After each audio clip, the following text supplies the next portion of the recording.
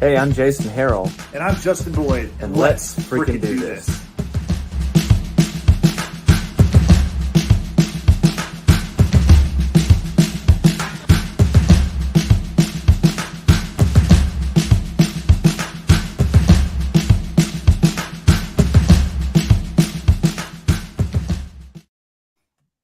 Welcome to episode number 12 of Let's Freaking Do This. My name is Justin Boyd, and once again, I'm thrilled to be joined by my good friend, Jason Harrell. What a great intro by me. I was totally laughing at you for... I messed up. I messed up. Like, I've had 2 or 3 good weeks in a row, and then my streak's over, so I'm not exactly Cal Ripken over here. It's okay. But, Jason, how you doing today? I'm doing good. I'm powering through. I had an entire show today, and I'm tired, and I need a nap. But that's although here nor there, yeah. I also did like a music video yesterday, so I had to do some acting, and it was really exhausting. Intense, so yeah. What did you have to act like? Very tired. I had to act like a fiddle player. A fiddle player. Okay. Yeah. It's really so. Jason, we're not here by ourselves today. Oh crap, we're not. Oh my gosh. Would you like to introduce us to our special guest for tonight? Yeah, we have the Sunshine State's Van Plating, the Orange Blossom County, the Orange Blossom Country Queen. I almost said county. There's no Orange Blossom County, I don't think, is there? There is. I actually grew up in Orange Blossom County. There we go. See, I didn't even put that together until just now. That's how genius you are. What? Oh, like, I'm definitely not. That was the name, and also that's a thing. I saw that painting that your friend did with when the power was out. Oh my gosh, that was amazing. And you know, my thought on that is getting the quality of someone's like actual face, like with that's watercolor. You. That's you in that painting. And he did it. Have you ever painted with watercolor? Like, how did he make watercolor do that? Dave is actually a master luthier too. He works on my guitars. He was the head of the design department at Taylor for like 20 some years. Yeah, and they moved to Florida a number of years ago because he wanted to be able to sail his boat. Okay. So they moved to Florida, and he and his son, who are both luthiers, they opened this beautiful guitar shop / listening room, and that's how I met them. Isn't Taylor in California? Isn't it was? Oh, okay. Yeah, I think it's a little cheaper though to live here and have a couple sailboats and all that. Yeah. So well, it was a great representation of you, I think, and it had the orange in it and everything. It was great. Yeah, it honestly made me cry a little bit. No one's ever painted me before, you know. Justin, anybody ever painted you? Not yet. There's still time. Yeah, I can do it, but it won't be any good. No. No. I mean, it's like stick figure type stuff maybe you could do. Yeah. There's a place for that. Yeah. In true. Art, I think. Yeah. Well, you know, now that I think about it, maybe like one of those like caricatures that you get like at Six Flags or like there you go. I might have one of those. Somebody probably did that. So that's kind of cool too. But hey Van, so you mentioned that you're in Florida. I am. So Hurricane Ian hit last week. It did. How are you doing? And where exactly in Florida are you? So I'm in Lakeland, which is in Polk County. I'm about, like 30 minutes from Tampa, on the Gulf. So I'm like southwest central Florida, not quite South Florida, but Tampa Bay general area. And yes, everybody saw it happen. Like it did not go the direction that everyone thought it was going to go. So it went up and through Fort Myers, Cape Coral, and then it hit Polk County, and it's just, we're okay. Somehow, miraculously, like we never lost power, and we always lose power. Like a bad thunderstorm, we're out. Our side of the street didn't lose power. The other side of the street, everybody else in the neighborhood, and there's still folks in Lakeland who don't have power. There were like 70,000 people who were out of power. And Orlando got hit really hard too. So it's just, it's rough because they evacuated people, but then the storm turned and there were tons of folks who hadn't evacuated because they weren't in an evac zone. And the reason they do that is so that the people who need to get out can get out. You don't want everybody to try to get out at the same time. So it's just kind of heartbreaking. And I have people who've had like trees go through their roofs and, got dropped by their insurance a few months ago. Like we're okay. And I'm very, very, very thankful, but I have many friends who are not in a great spot right now. It's been hard. Yeah, I understand. I live in Houston, so we get you get it. We get hurricanes and we get power outages, and thankfully that's all I've experienced. Yeah, and flooding. Houston gets tons of flooding. Yeah. I have a coworker who lives near Orlando, and then my in-laws actually live in Punta Gorda. So like was coming straight towards them. They evacuated. But they didn't really have a lot of damage. They had like some roof damage. But the water didn't come up to their house. They lost power. I guess maybe they have power by now. Somehow my mother-in-law was emailing my wife, so I think they may have power back by now. But yeah, it's pretty amazing. I mean, they I know that, like you said, I know it wasn't so a lot of people were not so lucky. Right. And that's what makes it tough. I mean, you feel really grateful at the same time you're out there helping your friends and hoping that they're going to be okay. But for us, it was just trees down. We just spent several days cutting trees up and dragging them out front. And we have a bunch of 7-foot tall piles in the front yard right now. But other than that, nobody was hurt. Yeah. A lot to be thankful for. Yeah, that's good. Yeah, exactly. We hope everybody's doing as well as they possibly can be. Natural disasters are tough. Van, in other news, just as kind of fate would have it, we have you on today, and there's big news in the country music world. I know. I saw you tweet about Loretta Lynn. She died today at 90 years old. What are your thoughts on Loretta Lynn? I can't say her name for some reason. I don't know why. Okay. What are your thoughts on her? And is there like favorite songs of hers, or what about Gosh. Loretta Lynn that you like? I mean, I grew up, sitting on the linoleum floor of my grandparents' closed-in porch, listening to vinyl, and Loretta Lynn, Patsy Cline, Johnny Cash, Hank Sr. They were all like constants.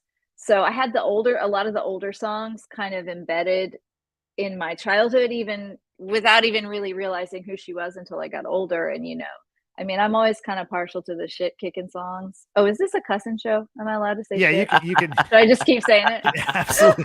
Yeah, I mean, No, you can absolutely say. Oh my gosh. They're going to kick us off the air immediately. Yeah. Actually, if you want to drop it in like every other minute or so, we prefer more cuss words credential. possible. We got to keep up our street cred. So but no, you're free to say whatever. Go ahead.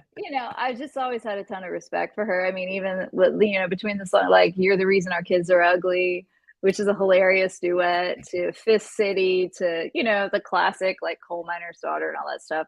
I just oh my god, I forgot about Fist City. Do you forget about Fist City? A guy like me, I don't forget that kind of song. Fist City. Yeah. Or "Don't Come Home and Drinking."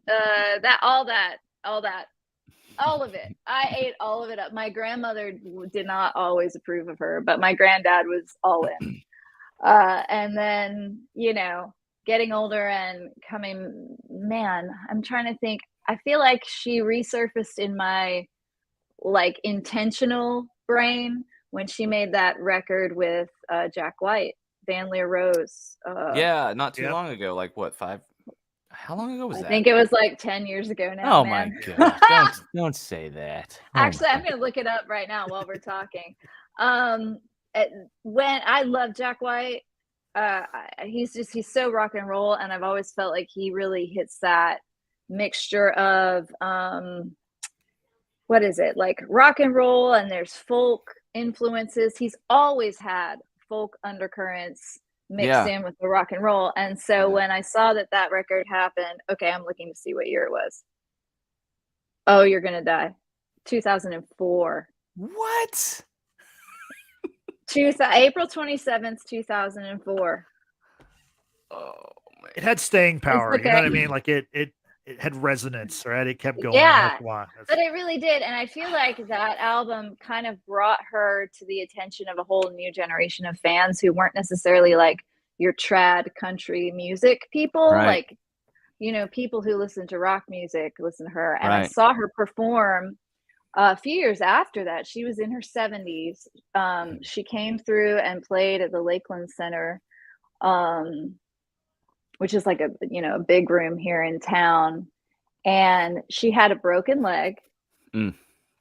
And she was in her 70s, and she played the whole damn show. Her band could barely keep up with her.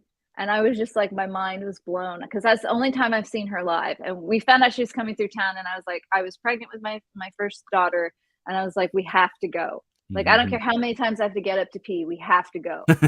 And she just came out, and she was just like, I've never seen a performer so larger than life, but so down to earth. Well, she's got she had that whole like the whole West Virginia personality and accent and everything. It was like 100%. I don't know. It's kind of like Dolly Parton, It's like kind of has the same kind of just like she's a country girl, yeah. It's like she's got this huge presence, but she's also super real, and she opened so many doors for women, not just in music, culturally. I mean, like, people go on and on. I love all the outlaw dudes too, like I enjoy all that music. But if you want to talk about a real outlaw, like, how many banned songs did Loretta Lynn put out that the radio just wouldn't play because it was too touchy? You know what I mean? Right. Like, probably most banned songs, so many awards, and she just always told the truth and was kind. And like, that's something I aspire to. And she had 4 kids.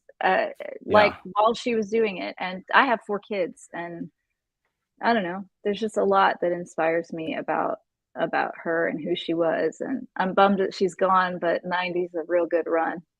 yeah I was thinking what was it, 2 weeks ago, my daughter wants to watch scary movies with me this Halloween season, and so we were watching we watched Carrie, and Carrie has Sissy Spacek in it, and I believe, and I don't know, Van, you may know better, but I believe that Sissy Spacek played Loretta Lynn in like a biopic a long time ago. Yeah, Coal Miner Daughter. That's what it's called. You know what? You're right. You're right. Yep. She did. I remember seeing it when I was a kid. But yeah, I just connect the two things. And Sissy Spacek, Carrie, but also Loretta Lynn. Right. All us women have both. We got both. You have both. You're all made of Loretta Lynn and Sissy Spacek. I was thinking more Carrie. Oh, like okay. Right. The contrast within. Oh man. So, Vanny, you were talking about trying to like kind of put a label or a handle on Jack White's music and Loretta Lynn's music. How would you describe your music? Oh, well, I made up a term so that I wouldn't have to explain it so much anymore. Okay. I'm calling it Orange Blossom Country. That thought occurred to me, I don't know, it was a few months ago. Jason might remember. It's been a few months since I kind of announced that. Yeah. But, I tour a lot, and everywhere I go, like if I'm playing in Texas, people think I'm from Nashville. And if I'm like up Tennessee way, they would tend to think I was from Texas. And I'm like, no, I'm from Florida. And people don't quite have the awareness of like the history that's here within roots music. Yeah, they're like, where's Florida? What is that? They're like, what? And they think I sound Southern, and then they think that's weird that I sound Southern. And I'm like, oh, Well, You live in the South. live in the South, and my granddad and all them moved down to pick fruit in the Depression, and I mean, like, there's a lot of history here. I mean, so anyway, I decided on a whim, and then I like text blasted all my best friends. You know, one of those like book length messages you send your friends when you're like Right. super inspired, and they were all like all in. I don't know if they for real were, but they told me they were. Basically because once I get excited about something, it's like you may as well just give up. Like I'm gonna do it. I'm gonna do it. And that's actually even how I worded it to my friends when I was telling them about it. I was like, here's what I want to do. I want to call this something. And it's not just for me. It's because I know so many working artists from here who either they don't have the luxury of being able to like leave and break out. You know, I'm very blessed that I can afford to tour some. You know, it's very, very expensive. But a lot of artists I know who are no less talented are here, and they deserve to have a voice and a word and a genre and something that expresses who they are. And the Orange Blossom Country vibe is much more eclectic. It's a little more colorful. It's a little bit darker than country music from other places. It really is. You know, because we're here. It's kind of crazy in Florida. It's you know, it's a mystical place. It's very, very unique. And so I created that term to kind of be able to say Orange Blossom Country, and people automatically are like, oh, you're from Florida.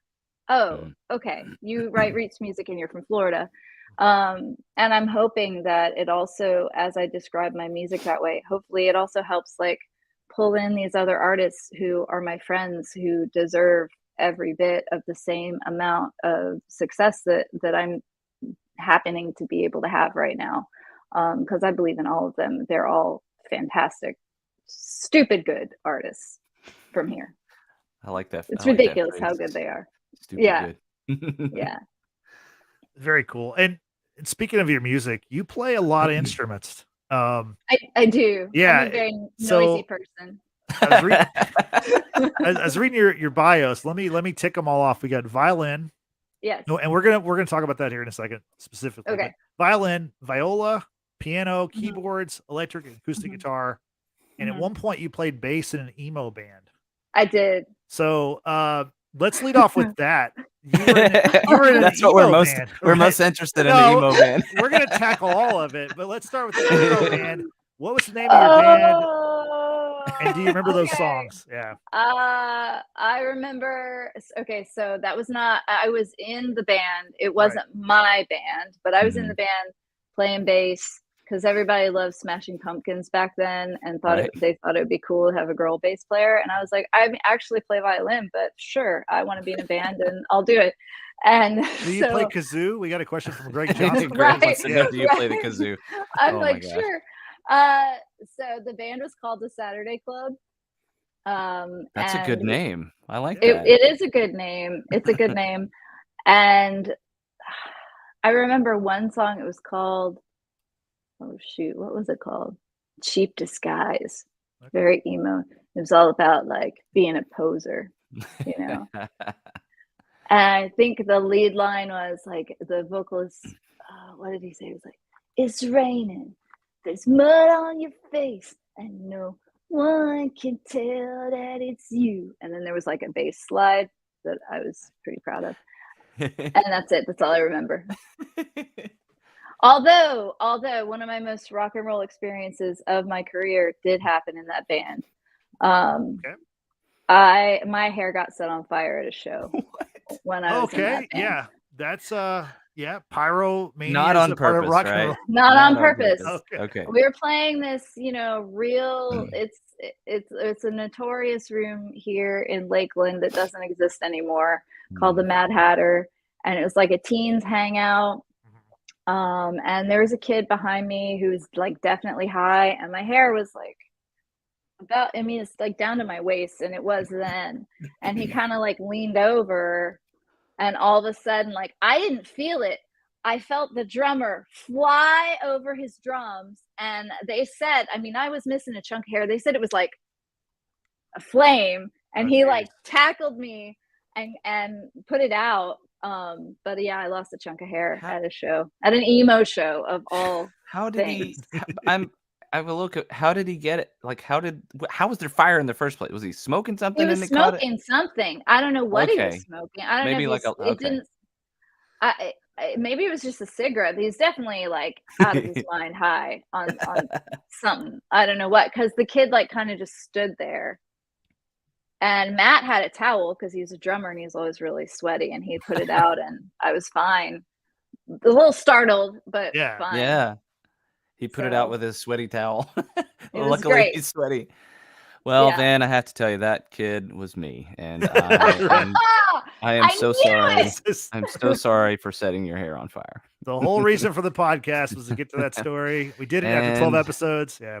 And I'm still high. No. But so Van, one of the instruments that you play is violin, and I read that you're classically trained since you're 5 years old. 3. And so, 3 years old. Oh, okay, my bad. Okay.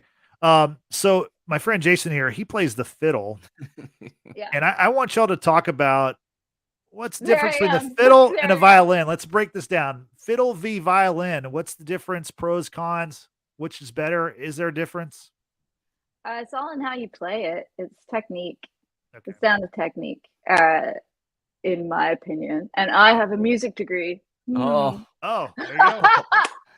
I'm just messing with you, but I do actually have a degree in that specific thing. Yeah, it's technique. It's how you play. I mean, I grew up, learning classical music, but I also grew up at my granddad's feet, and he had a bluegrass band. Yeah. And so kind of have feet in both worlds. I think the instruments tend to be a little more expensive in the violin world, but you can spend as much as you want. Yeah, we were talking before we went live, and we can kind of tell the story again, I guess, about about your prized violin. It's right there in the picture. That's the one. When I took this in to my my luthier to have the pickup put on it, he mourned. He didn't want to. Mourned. He needed a minute. Yeah. Because the bridge, we're getting into like deep string nerd shit right now.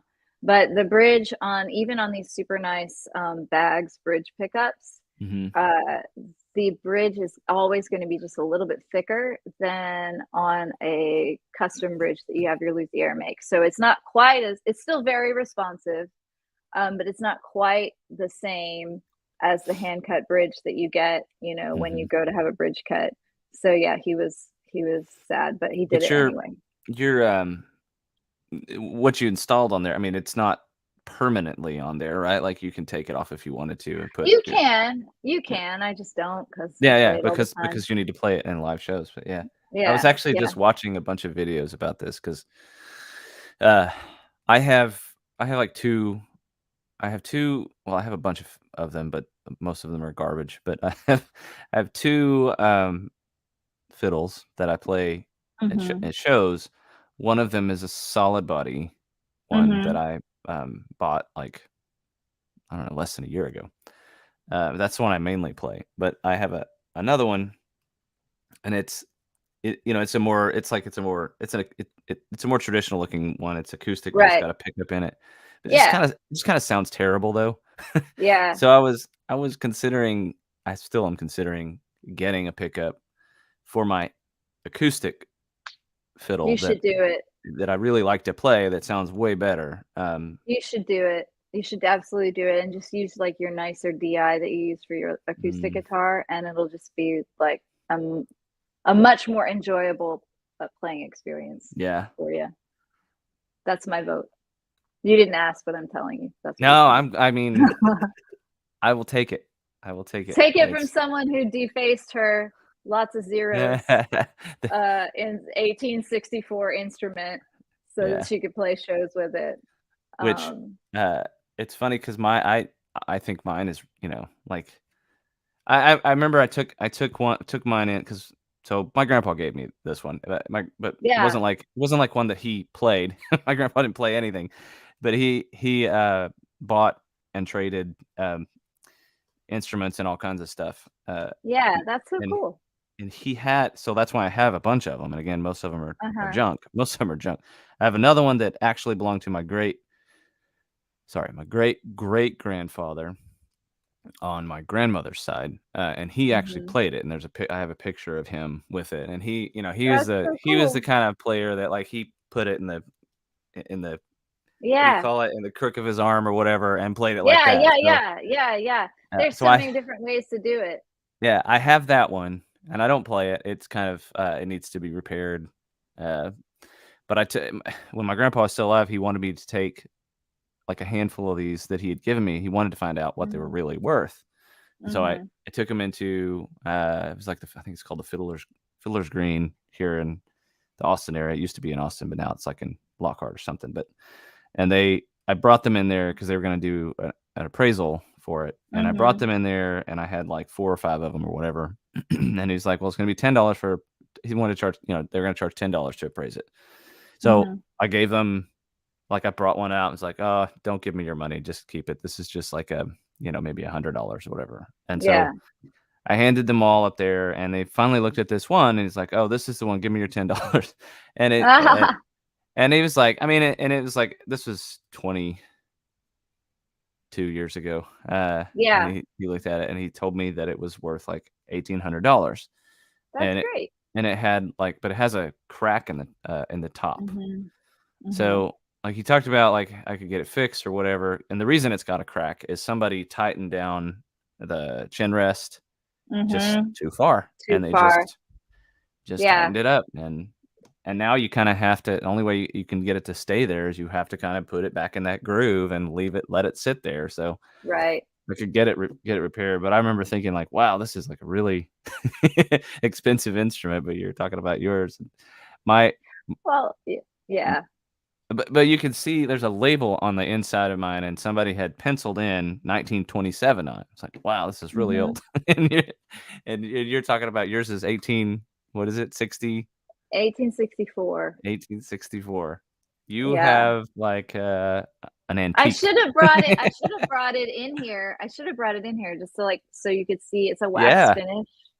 Um, I guess I could, but then you'd have to talk to each other for like 30 seconds. we That'd be, I hate don't know if talking you to want me each to. other. that It's Do you would be want to do really it? Do you want me to go terrible. grab it real quick? yeah, It's sure. If up you to want you. to, yeah, Yeah. go for it. Okay, I'll be right back. Talk Okay. Very amongst cool. yourselves. Yeah, we Say will. nice, say nice things about me. We will.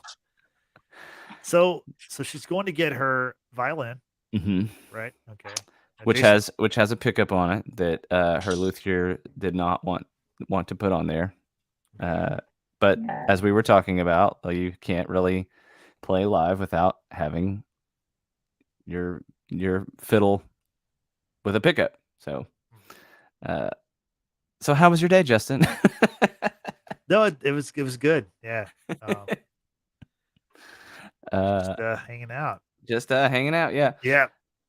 I think I'm getting sick. I actually think I'm getting sick. I felt That's it. not good. I That's felt not it a good. couple of days ago, like in the back of my throat, and I thought maybe this is just allergies. This morning, my wife is like, "You got to take all these." Okay, we have Liv on there saying she's Yep. big guns, the big Guna typos. It's okay. Yeah. It happens. Oh, she's back. Anyway, I've been taking Mucinex all day, so I'm hoping to like fight it Hopefully off. that knocks it out before it gets Yeah. started. Yeah. Well, good luck to you. You're muted.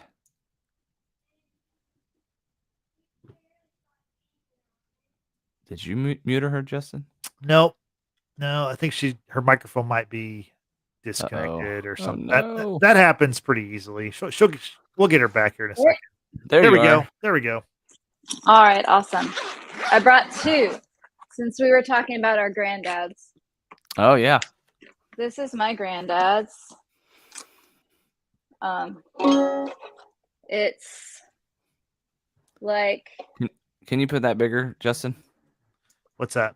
Can you put her video bigger?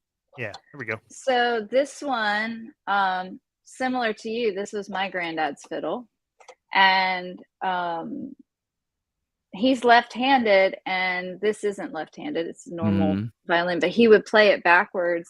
It had a flat bridge, and he would play it here, kind of Charlie Daniels style, but older. Like, I haven't seen many people play like that the way that he did.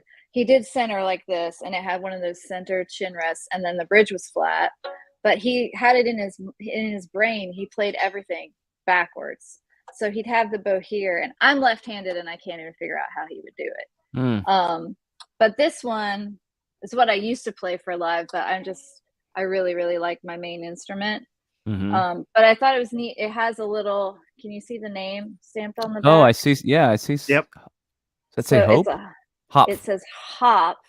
Yeah. And I guess someone brought it, across the Atlantic with them, and someone gave it to him.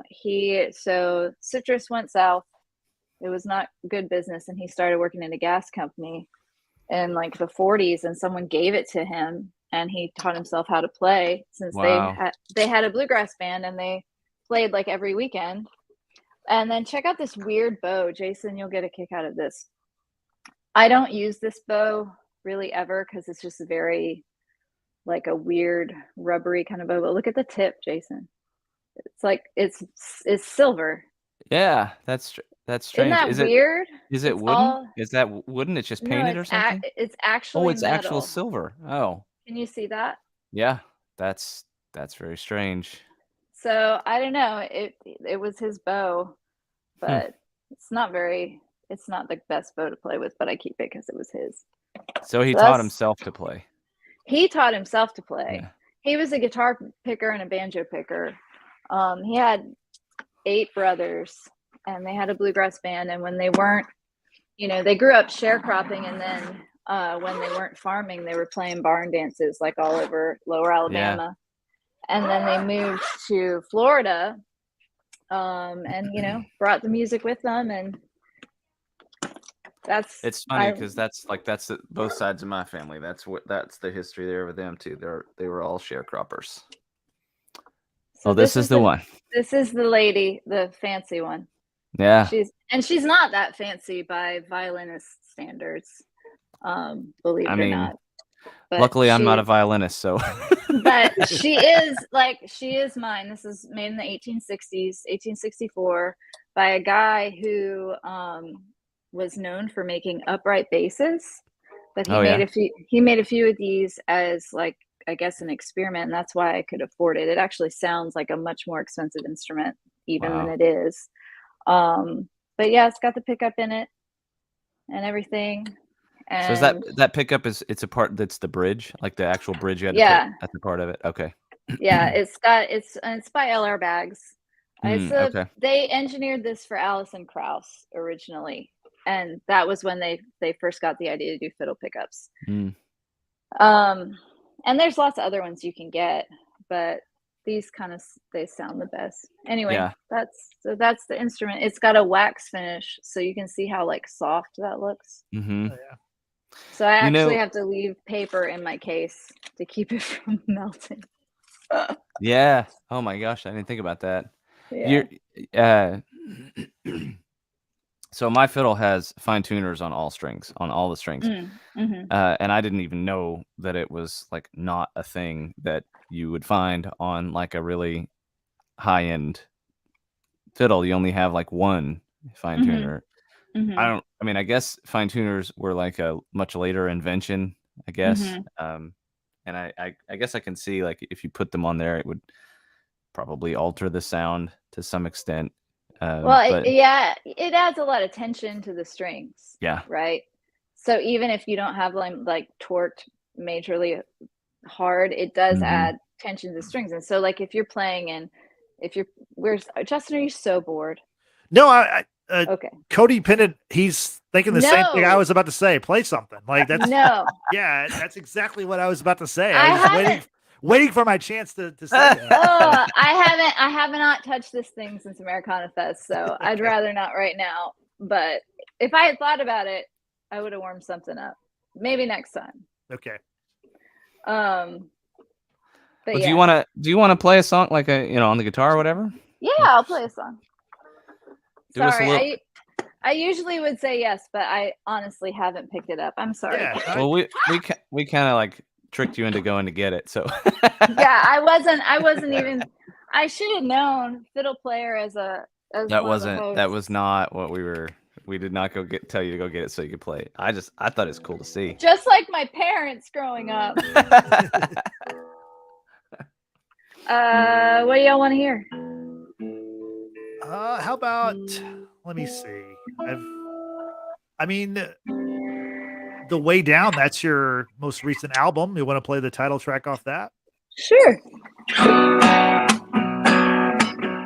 I've never played with earbuds in. This will be weird. Okay. I hope I can hear myself okay. Alright. I love that I left it alone. Who are you? Banging on my door, don't turn around. Hold me now, alone by my little lake. Put it down, all the way down. I don't wanna fight for it.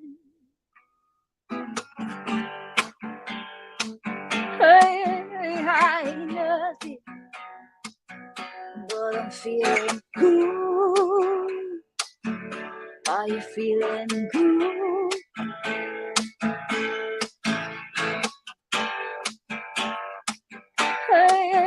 I nothing, but I'm feeling good. Are you feeling good?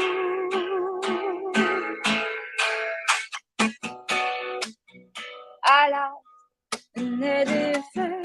I left it alone. Who am I? Leaving at the door, don't turn around. Hold me now, alone by my little light. Put it down, hold me down. I don't wanna fight for it. I ain't nothing, but I'm feeling good. Are you feeling good?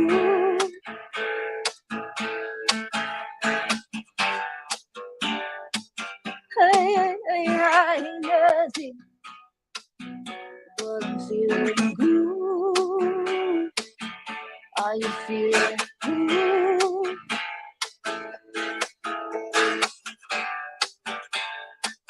I ain't nothing, but I'm feeling good.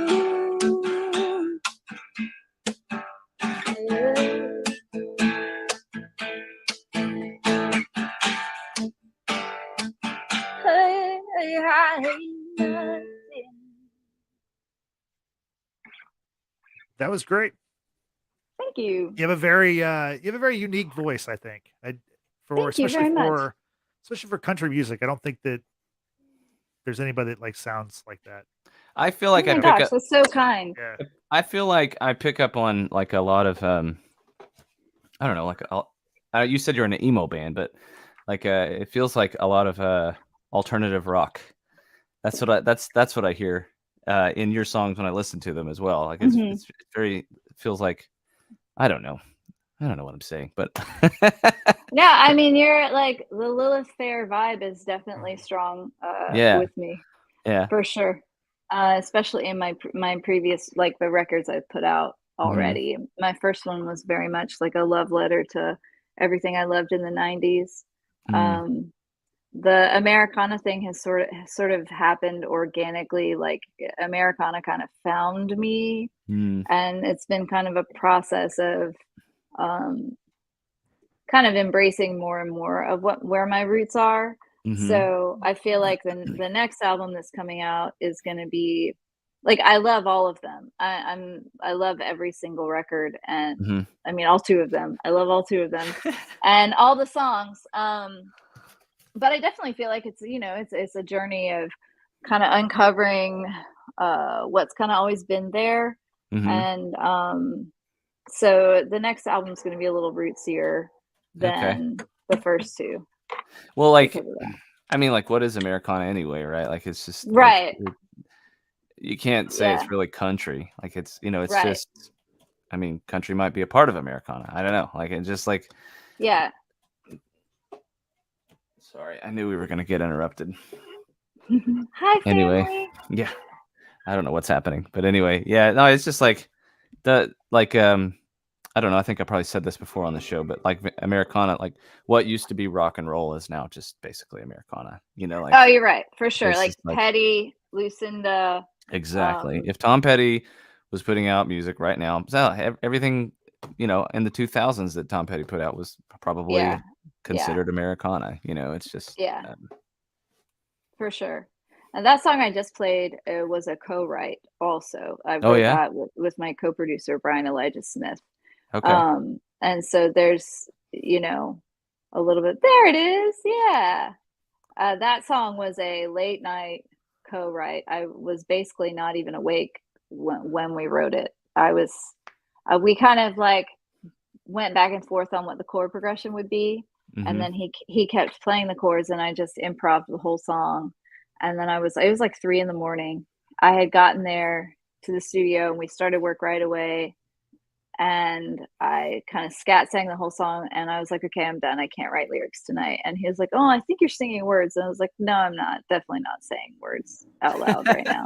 And he was like, no, I think you are. Let's listen back.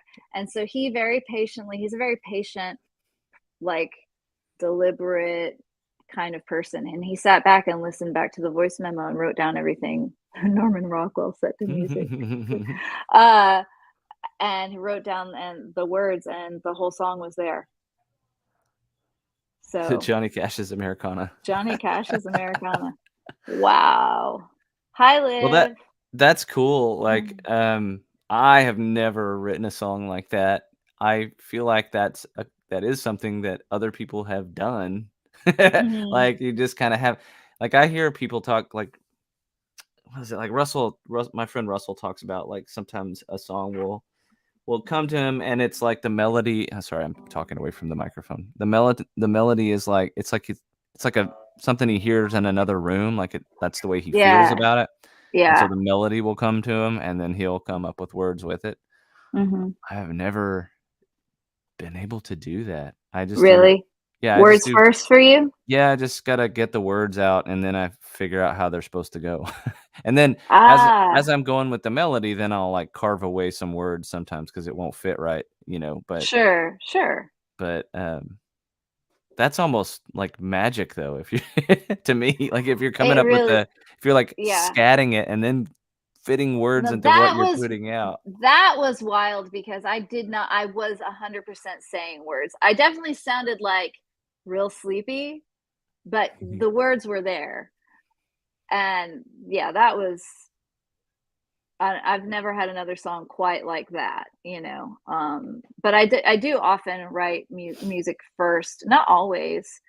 There's a couple of the new ones. One of the new ones in particular, I wrote all the lyrics, and I had like the vibe, like the way I wanted the band to sound was in my head, but I wrote it all down and then wrote the music. But most of the time for me, I'm like a melody first writer for sure. I think everybody's kind of different that way. Yeah. Yeah, and not everybody has like a set process that they just always follow. For sure. It's just whatever happens. For sometimes. Sure. Yeah.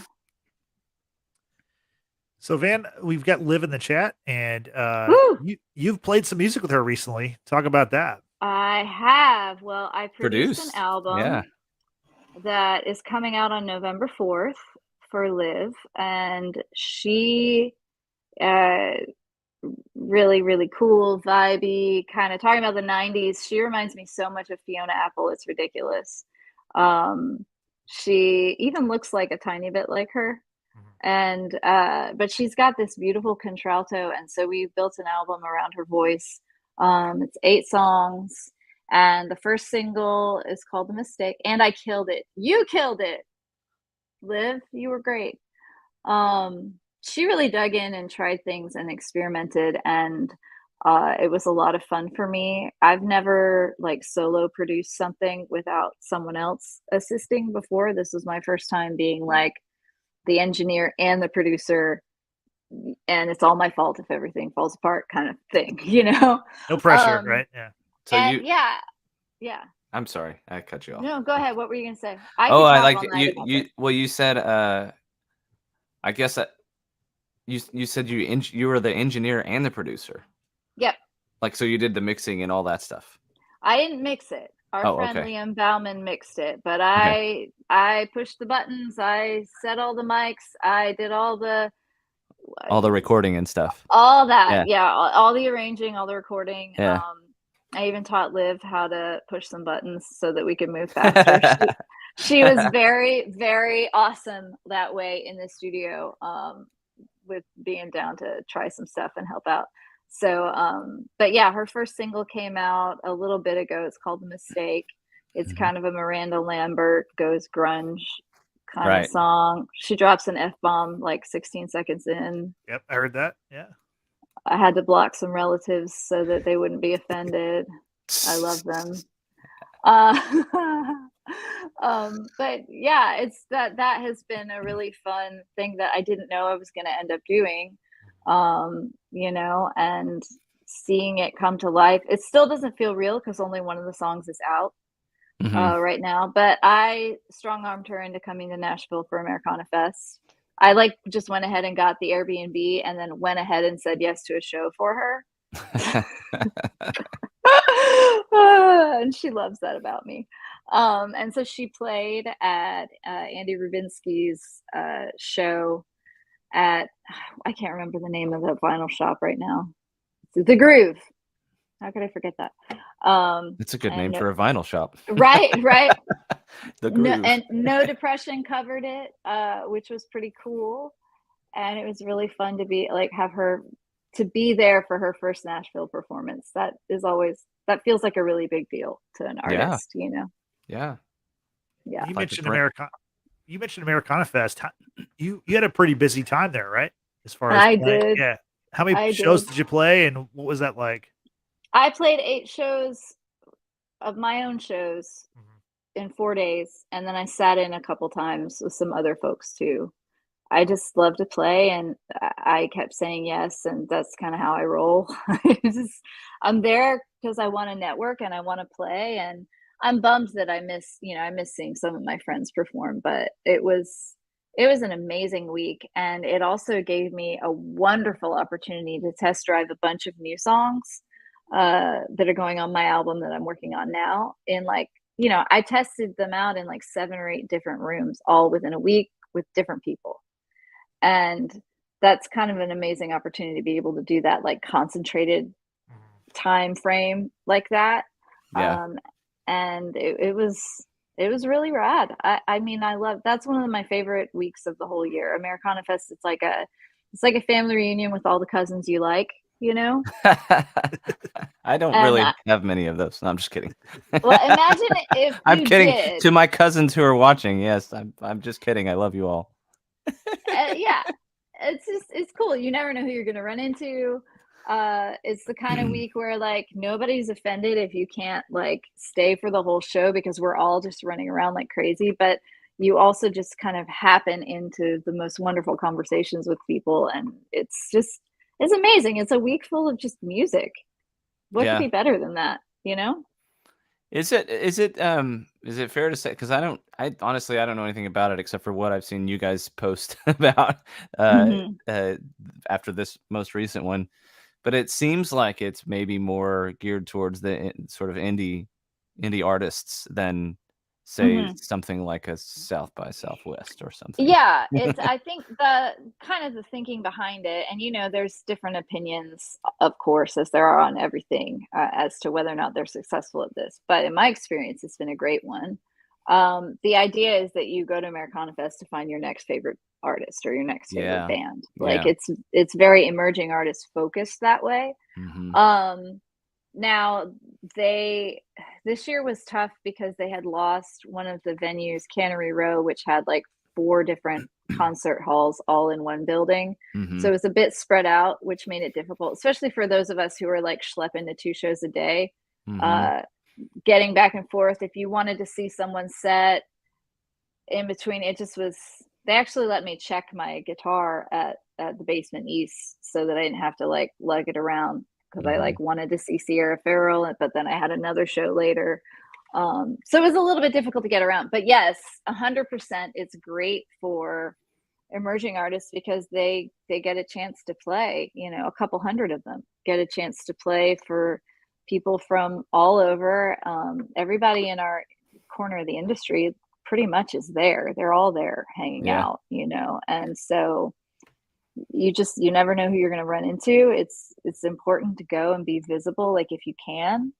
How long have they been doing it? Do you know? I don't know. I'm sure it's been a long time, but I've only been twice, and I'm like, if I can go, like that's important enough to me to try and get there every year, unless I'm, you know, I don't know what amazing thing I could be doing other than that. It would have to be music, and it would have to somehow eclipse that. I guess you'd have to be on a probably tour this podcast or something. Oh yeah, like if you were on this. I mean, luckily you could do that from Americon, so you wouldn't have to give up the Americon Fest for this. We're very accommodating this podcast. That's good. So when you left the violin in the Uber, were you going? Were you going to a show? I was going home. Oh, you were going home. I was at the airport. And like, sure, that's maybe better, but also nope, it's not. Well, you also have to catch a flight, so you have to catch a flight. And I was standing there, like, you know, my hat is on, and like I've got my giant bag and my guitar case, and I'm just like, the Uber driver just drove off. The door shut, and he was gone. And then I had to I'm like shaking. I had been like so chill all week, but that moment I was not chill, because it's not an instrument that's replaceable, even though I have insurance. And thankfully he came back, but it was a very long 10 minutes. I was actually like pretty shaken up by that for hours. My heart rate was crazy high, because my violin, like I keep it on my body at all times if I'm out. Yeah. And if I'm not performing, it's like locked up in a closet, either at the Airbnb or something. I don't leave it in a car. I don't leave it anywhere. So the fact that even happened, it was just like blew all my categories. I was going to ask you, because I've never flown to a gig. I've only played locally, but like, do you take it as a carry-on, or what do you do? Yeah, the violin's my carry-on, and the Martin goes below. Sorry. But do you have like a travel case or something, like a super duper rugged? This one is like, I've actually had it since like high school. And it's really good, and it goes above. So that's my carry-on. I usually have like a small backpack. I have to wear the hat because you don't want the hat to get messed up. Well, yeah. I mean, you can also keep the hat looking good. Yeah, luckily you can wear it too, so you don't have to worry about stowing it. I am that I'm definitely that obnoxious person though, who like has my like instrument hat can't be touched by anyone else.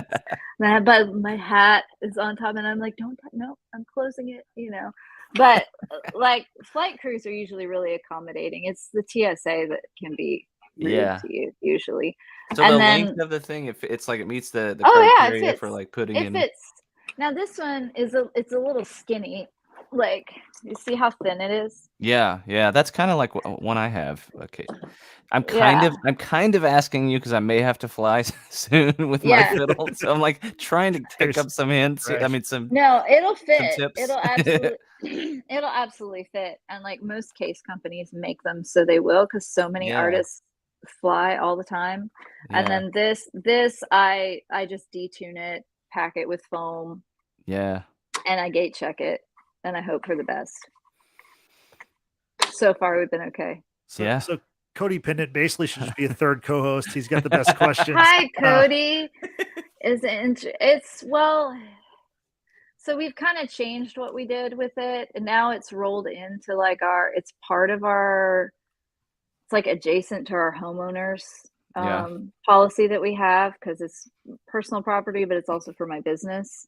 And my husband could answer that question better because he has the brain that deals with the forms. Every partnership has the one partner who's better at filling out forms. He's the one. Yeah, pretty much everything my wife is better at. He's better at Jack is better at anything that keeps us organized or keeps the house going. He really is. He's amazing. He's putting all my kids to bed right now, actually. That in and of itself is that deserves praise right there. Yeah, he's great. So earlier you were talking about your granddad, how he had a bluegrass band. How did growing up around music kind of shape your life and your decision to decide to do this for your, as your livelihood? I don't think it was ever a decision. It was always so in me that I even tried to escape it for a while and I just couldn't. Music is so embedded into my earliest memories, and the associations with it, you have associations with smells and with colors and with all of that. And music has been there since probably, my mother would say I sang before I talked, really. She's a piano player, and I can remember laying there and feeling the vibration of the piano, and then I would interrupt her and try to play. She said she didn't really get to play piano much when I was little because I was always trying to do it. And then my dad played guitar every night. He was in bands when he was younger. He never got to do it professionally, but he wanted to.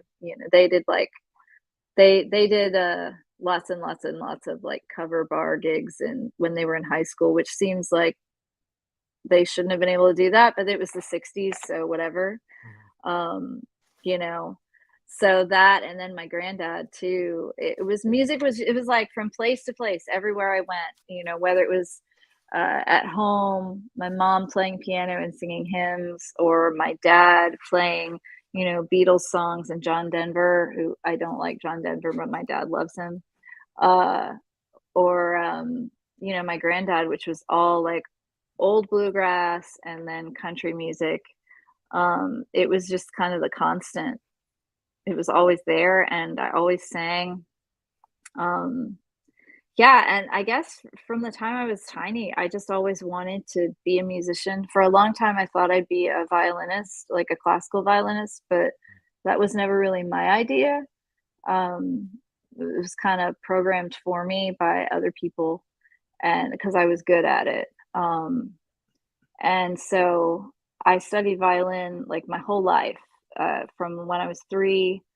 And when I graduated high school, I went to college on scholarships for that.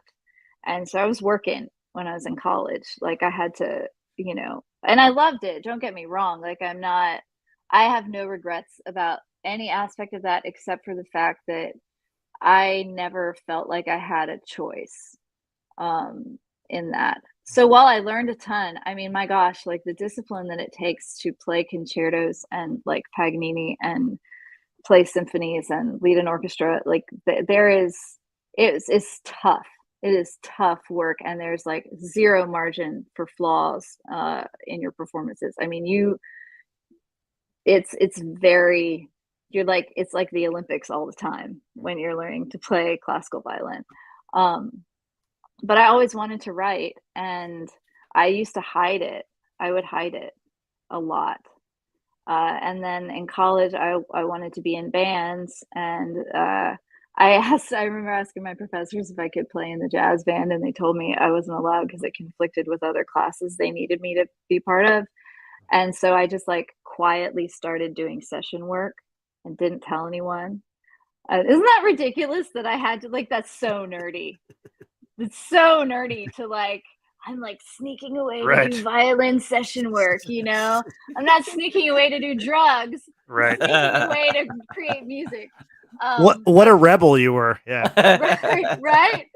Oh my gosh. Yeah. So I did that, and then I was in bands, but I was in that emo band, and then they switched me to violin because I was much better at that than bass. I'm not bad at bass, but Yeah. And anybody could do that pretty much. Well, like shots fired at bass players. No. I'm kidding. No, like I'm not. This band was not. We were not a shredding kind of band. It was like a 3 chords emo band, and they could have gotten any of our friends to cover those parts. I kind of have my opinion about basses. Anybody can play. Like, I don't know how I want to say it. Like anybody can play a bass part.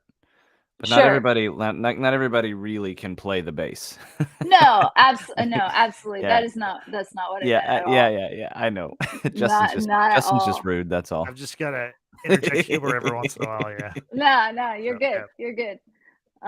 He's totally a bully. He's been a bully our whole his whole life. I've been bullying you for like 35 years or more. We've been friends since like kindergarten. So yeah, that's right. That's why I just can't get away. Yeah. Just kidding. Sorry. Well, that's sidetracked. I love Justin. I love you, Justin. Oh, you guys. Love you too. Love you too. Wonderful, dysfunctional, codependent relationship. Right. I'm just kidding. I don't know you at all. I'm not gonna be mean. What? We're friends on Twitter. We know each other. I mean, I don't know like this. I'm not gonna evaluate your friendship based on the last 35 minutes. That's really what we were hoping this would be. Is like a therapy session for free. That's again, the ulterior motives of this podcast are insane. Yes, we have so many of them. The long con that we're spinning. So what I meant to say was I know many brilliant bass players, and actually I was replaced by a brilliant bass player named Tosh Sargent in that particular emo band. So I shouldn't have even said it was basic because he has like a PhD now in like classical music. Bye, Greg. Sleep tight. Greg is saying he's off to bed. He let us know. Nighty night. Yeah, and so that was my whole thing there. Like I learned to improvise from my granddad, and I played, like I sat in with lots of people.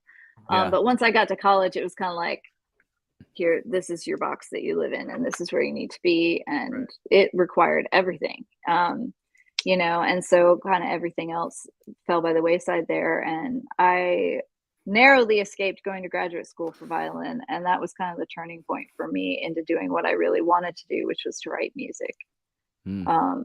So I had my like second or third nervous breakdown of my life and decided not to do a master's degree in violin performance because I had played enough Paganini and Prokofiev and Bruch and everything else. And I got a guitar and started learning how to play when I was like 24 or 25. So I didn't even pick up a guitar until then. I played piano, but and some other stuff. But that was my first go at guitar. My indie band. Well, would you like to play some more guitar for us right now? Sure. I'm the master of transition. So good. So good. The segues. Do you want to hear another one from the way down?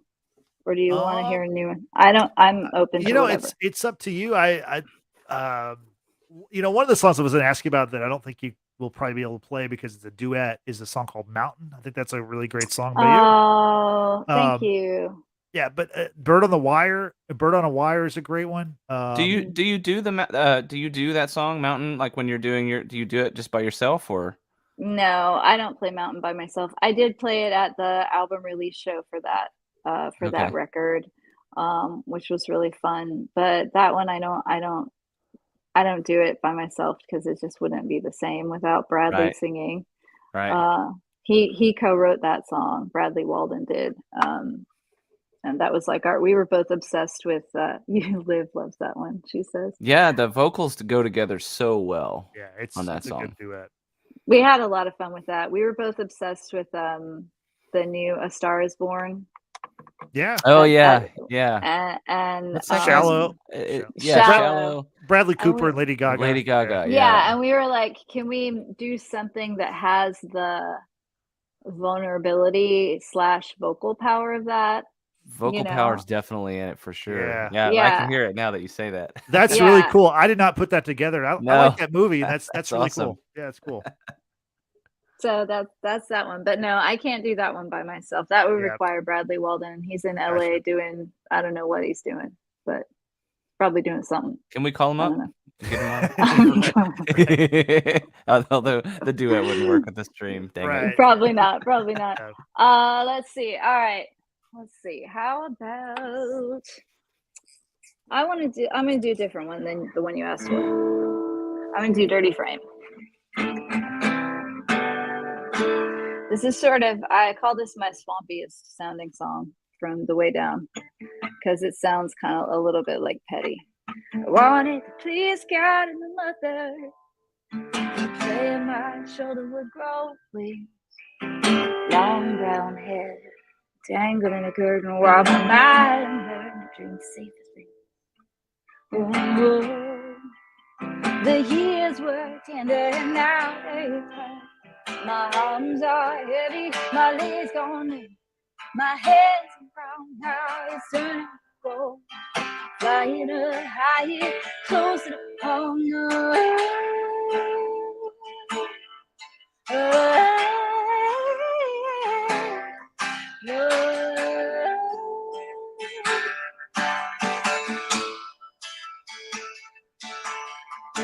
Wonder what could hurt him.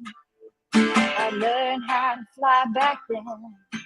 A cosmic flame and a dirty frame, a symphony of teenage skin. Oh, the years were tender and now they return. My arms are heavy, my legs gone numb. My head's brown, now it's turning to gold. Flying up higher, closer to home and down. She held my hand, white like sugar, burning sun. Started singing to crooked teeth. We found our fire on shaky knees. Come on, dog, hold my hand. Flames get high, burning sun. The mirror's broken, they can't see.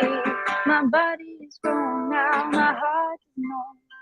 Flames get high, she's a phoenix of gold. The years were tender and now they turn. My arms are heavy, my legs gone in. My head's brown, now it's turning to gold. Light up higher, closer to home. The years were tender and now they turn. My arms are heavy, my legs gone in. My head's down, now it's turning to gold. Flying up higher, closer to home. Body is growing now, my heart is low. Flames get higher, she's a phoenix of gold. She held my hand, white like sugar, burning sound. Started singing through crooked teeth. We found our fire, shaky knees. Come on, daughter, hold my hand. Yeah, burning sun. The mirror's broken, they can't see. We found our rhythm on shaky knees. Yeah.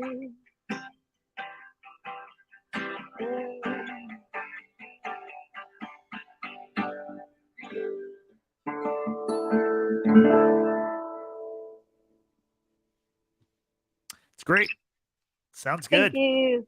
That's one of my favorites. So that's off The Way Down, correct? Mm-hmm. Mm-hmm. So that album came out last November. Yes. And it seems like since then you have filmed a lot of the songs on that album. You've turned into music videos the last several months. What's that process like? Do you like doing like official videos where you're kind of, like you're not just playing the song, there's kind of a story to it. You're different, different shots. What's the whole, do a music video like for you, the experience of that? I really enjoy it. I did most of them with Brian, who co-produced the record. He loves cinematography. He's really good at it. And so when I would go up to Virginia to record, we would try and bang out a video or two, while I was up there. And with him, it's like, we kind of like get a simple idea, something that like can be done maybe in one or two places. Usually the Bird on a Wire video, we did more different setups. But for the most part, it's like one or two kind of ways to frame it to sort of bring you into the story and then make it mostly about like the performance and the contact with the camera and stuff. And he's very much got that like late 70s, early 80s sort of dreamy style of filming, which I really enjoy. And so those were just we kind of just talked about what we wanted to do and went out and shot them, and then he did the editing, and I've been very, very lucky, and I'm very grateful. I have a really wonderful publicist who has helped secure coverage for a lot of those videos. I mean, they've been all over the place. And then another video was Chad Cochran, who's kind of known as a photographer. He's mostly known as like a concert photographer, Americana photographer.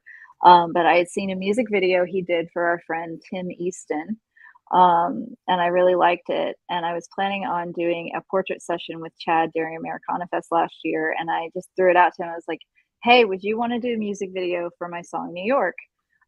Here's the idea, and he just ran with it. I told him I wanted it to feel like you're in a grungy, like a nightclub in like 1980s New York. And I had this disco ball dress that I wanted to wear, which I wear all the time.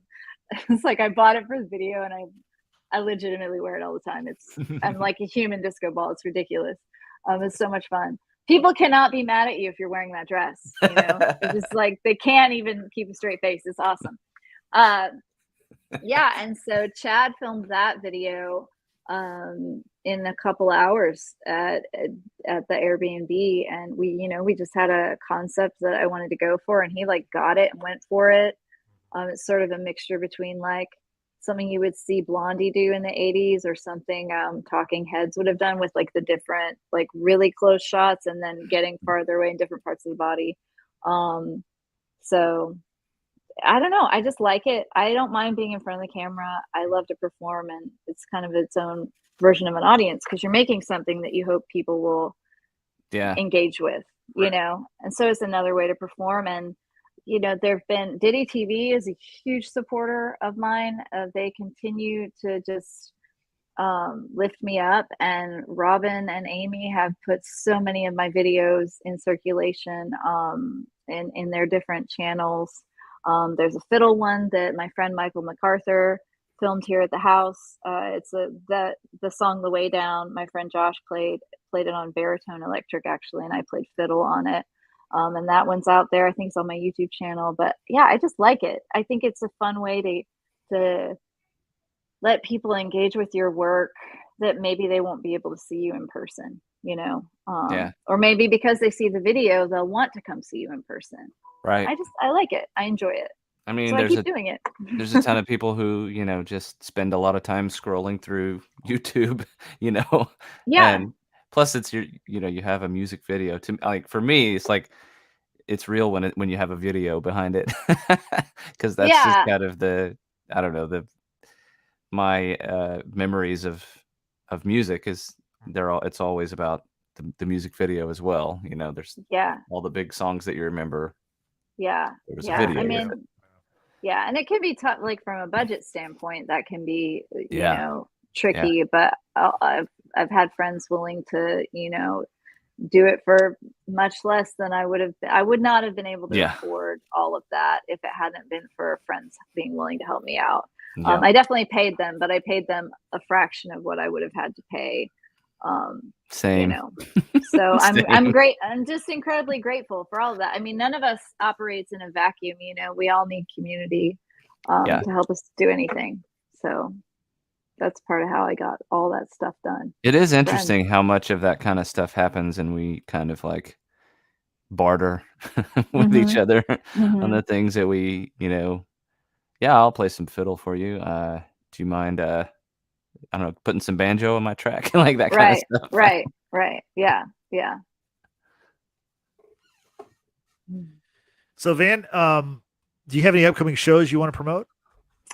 Well, actually, I do. This Sunday in Gainesville, Florida, it's going to be a very, very special night. I don't know if y'all are familiar with my friend Hannah Harbor, but you should be. She's kind of the Patty Griffin of Florida, I think. She's like very, very, very, very talented singer-songwriter. And we are playing at one of my favorite rooms in Florida, Heartwood Soundstage, which is just a beautiful room. And it's going to become a live album. She's doing all new songs. She's doing a bunch of new songs that no one's heard yet. I've heard a couple of them and they made me cry. And she's an incredible friend, and I can't believe that she's letting me come play first. That's cool. Very cool. I'm really excited for that. I hope we have a full room. Thankfully, Gainesville wasn't really touched by the storm, so we're gonna be fine to go ahead with that. And then I'm not sure when she's trying to release the album. She's gonna, they have a full production setup there at Heartwood, so she's gonna get everything from them and then have it mixed. And I'm assuming it'll be out maybe in the spring. But I should not speak for her because I am not her. I am her bestie, but I am not her promoter. Right. So, Exactly. You're not calling the shots, dude. yeah. I'm happy she's doing it. So that's a big one coming That's up in really cool. Gainesville. Yeah, and then then I really need to buckle down and like record my record, because if I don't, it's not going to get done, and I need it to get done.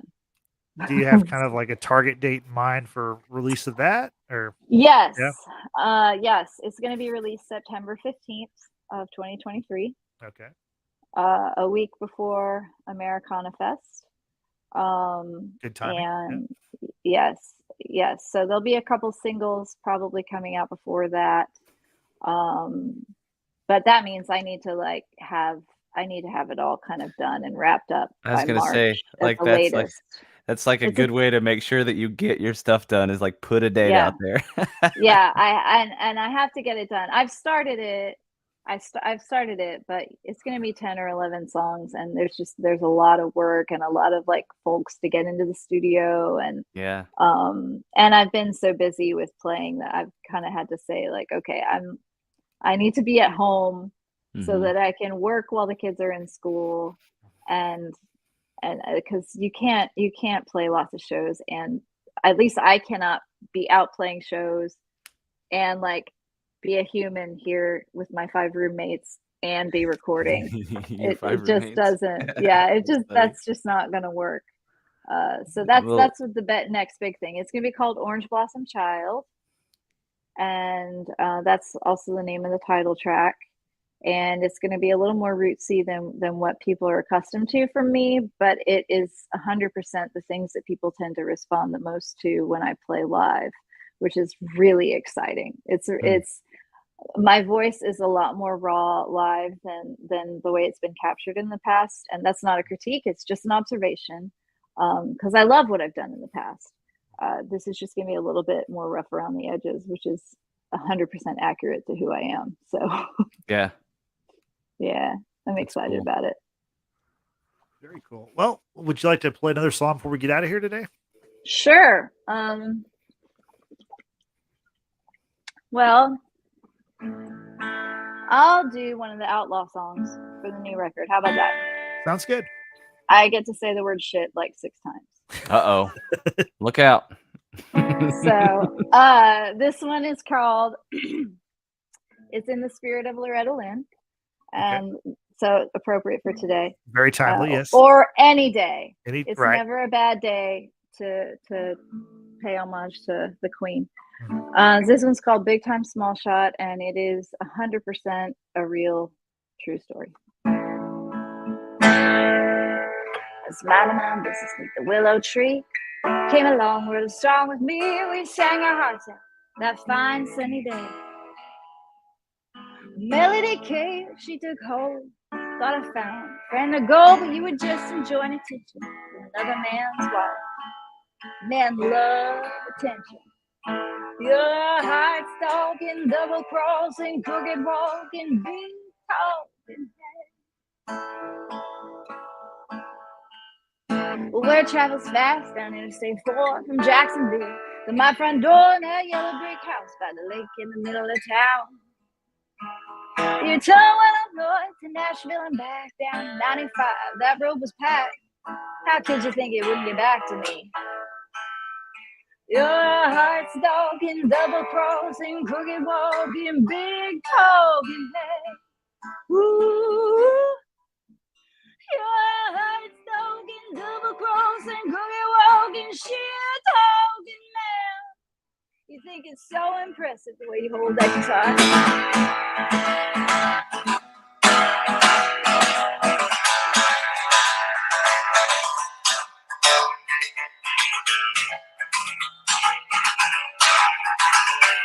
Well, you've tried my patience, wasting my time. I protected you, should but you told the line, oh Lord, you should be ashamed of yourself.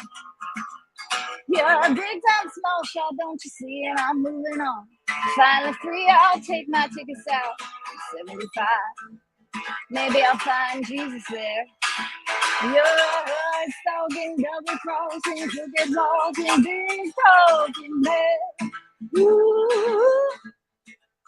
Heart's talking, double crossing, crooked walking, shit talking man.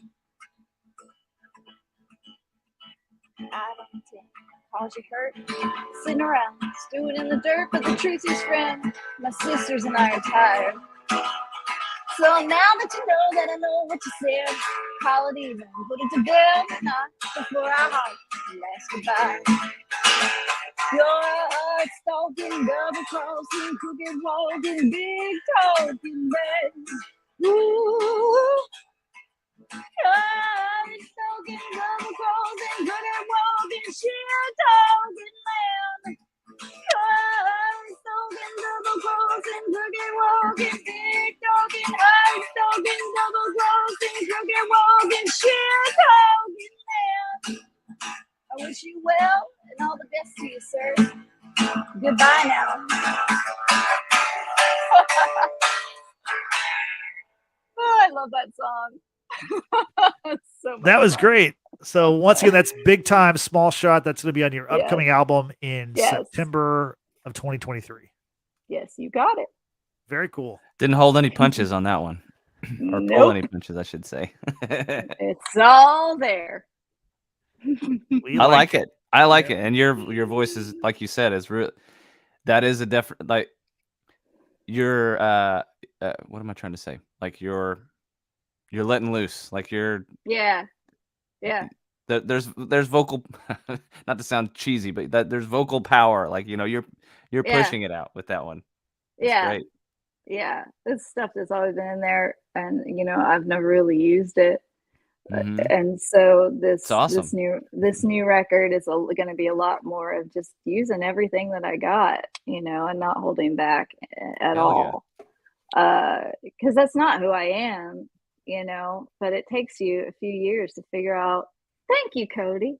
It takes you a few years to kind of figure out who you really are, and then like move from accepting what's really in there to like Mhm. celebrating it. And I'm full on 100% into this, like, let's celebrate what's in here, because this is what I got. And why not sing a song that makes you laugh every time? I love it. I love singing the word shit. It's so much That's funny. fun.